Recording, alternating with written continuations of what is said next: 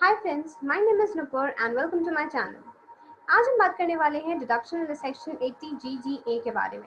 ये डिडक्शन है certain donation जो कि कभी किसी ने करी हो फॉर द साइंटिफिक रिसर्च या फिर रूरल डेवलपमेंट के लिए। आइए जानते हैं सबसे पहले इसकी एप्लीकेबिलिटी क्या है, यानी कि कौन कौन से ऐसे असेसीज हैं या जो असेसीज ने कौन कौन से ऐसे सम पे किए हैं जिन पे ये डिडक्शन और जो ये बेनिफिट डिडक्शन के अंदर क्लेम कर सकते हैं। फर्स्ट ऑफ ऑल, किसी भी अगर असेसी ने सम पे किया हुआ है किसी भी रिसर्च एसोसिएशन को,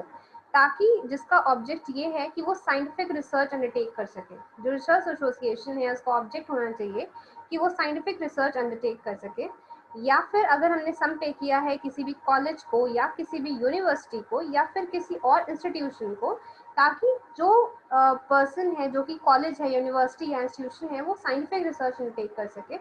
तो इस सेक्शन के अंदर वो असेसी बेनिफिट ले सकता है और रिडक्शन क्लेम कर सकता है। प्रोवाइडेड ये है कि ऐसा जो इंस्टीट्यूशन है या एसोसिएशन है, यूनिवर्सिटी है या कॉलेज है, that is for the time being approved for the purpose of section 35 subsection 1 sub clause 2, यानी कि सेक्शन 35 है expenditure on scientific research.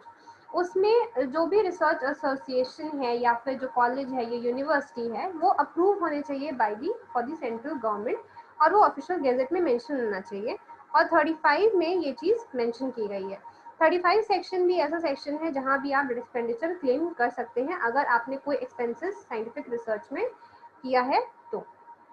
Second, हम लोग इस रिडक्शन के लिए बात करते हैं कि अगर किसी ने सम पे किया है किसी भी रिसर्च एसोसिएशन को और उसका ऑब्जेक्ट होना चाहिए या तो वो सोशल साइंस में रिसर्च अंडरटेक कर रही है और या तो फिर वो स्टैटिस्टिकल रिसर्च अंडरटेक कर रही है, तो उसको बेनिफिट इस रिडक्शन के अंदर मिल सकता है। या फिर असेसी ने सम पे किया हो किसी भी कॉलेज को या किसी भी यूनिवर्सिटी को या फिर किसी और इंस्टीट्यूशन को जो कि सोशल साइंस में रिसर्च अंडरटेक कर रही है या फिर स्टैटिस्टिकल रिसर्च अंडरटेक कर रही है, तब भी हमको रिडक्शन का बेनिफिट मिल सकता है। Again there is a proviso कि ये इंस्टीट्यूशन, एसोसिएशन या कॉलेज या इंस्टीट्यूशन जो है वो अप्रूव होना चाहिए for the purpose of section 35(1)(3). 35 में अगेन वही एक्सपेंडिचर ऑन साइंटिफिक रिसर्च, उसमें सोशल साइंस और स्टैटिस्टिकल रिसर्च के लिए भी कुछ इंस्टीट्यूशंस को अप्रूव किया गया है, अप्रूवल दिया गया है, सेंट्रल गवर्नमेंट ने अप्रूवल दिया है,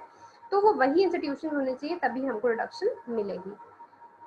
थर्डली, अगर हमने सम पे किया है किसी भी एसोसिएशन को या फिर हमने सम पे किया है किसी भी इंस्टीट्यूशन को जिसका ऑब्जेक्ट ये है कि वो रूरल डेवलपमेंट के प्रोग्राम्स कैरी ऑन कर सके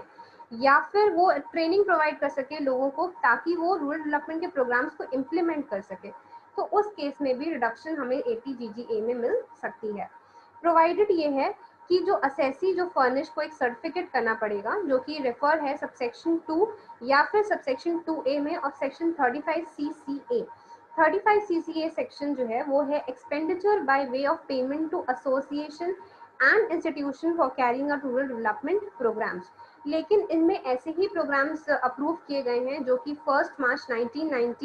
1983 से पहले इम्प्लीमेंट किए जा चुके हों, या फिर ट्रेनिंग जो है वो 1983 से इम्प्लीमेंट की जा चुकी हो, या फिर कोई भी अगर रूरल डेवलपमेंट में हमें कंस्ट्रक्शन कराना है सपोज किसी चीज़ का, तो वो भी 1983 से पहले शुरू हो चुका हो, तो उसमें ऐसे ही आपको सर्टिफिकेट फर्निश करना होगा, देन ओनली आपको इस रिडक्शन का बेनिफिट मिल सकता है। देन देर आर, अगर आपने सम पे किया है किसी भी पब्लिक सेक्टर कंपनी को या फिर किसी भी लोकल अथॉरिटी को या फिर किसी भी एसोसिएशन जो कि अप्रूव्ड है बाय नेशनल कमेटी या फिर किसी भी इंस्टीट्यूशन जो अप्रूव्ड है बाय नेशनल कमेटी, तो उस केस में आपको, और ये जो पब्लिक सेक्टर कंपनी या फिर लोकल अथॉरिटी या एसोसिएशन या इंस्टीट्यूशन जो कि अप्रूव्ड नेशनल कमेटी, हमने सम इसलिए पे किया है ताकि वो एलिजिबल प्रोजेक्ट या स्कीम्स को कैरी आउट कर सके। तो अगर हमने इसके लिए सम पे किया है then also we can claim deduction under section 80 GGA,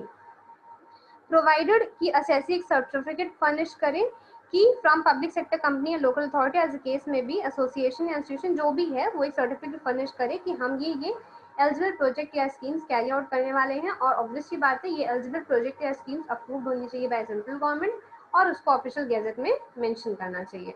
जो 35AC है, 35AC is for expenditure on eligible projects या स्कीम। ये जितने भी सेक्शंस हैं 35 या सेक्शन 35 CCA या 35 AC, इसमें भी अगर हमने एक्सपेंडिचर किया है साइंटिफिक रिसर्च के लिए, रूरल डेवलपमेंट के लिए या एलिजिबल प्रोजेक्ट या स्कीम्स के लिए, उसमें भी हम डिडक्शंस को क्लेम कर सकते हैं।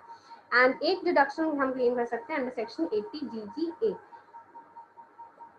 नेक्स्ट, अगर हमें अमाउंट डिडक्शन कितना मिलेगा, अगर हमने सपोज कैश में पेमेंट किया है, सपोज हमने 50,000 का कैश में पेमेंट किया है, तो हमको सिर्फ 10,000 तक की डिडक्शन मिल सकता है, बिकॉज कैश में जो डोनेशन है, कैश में जो एक्सपेंडिचर है, वो सिर्फ 10,000 तक ही अलाउड है। अगर आपने उसके ऊपर का पेमेंट किया है तो फिर आपको कोई भी और मोड अदर देन कैश, यानी कि कोई अकाउंट पे चेक या ड्राफ्ट या फिर नेट बैंकिंग के थ्रू या कोई भी ऐसा मोड जो कि नोटिफाई किया हो आरबीआई ने, उससे पेमेंट करना होगा।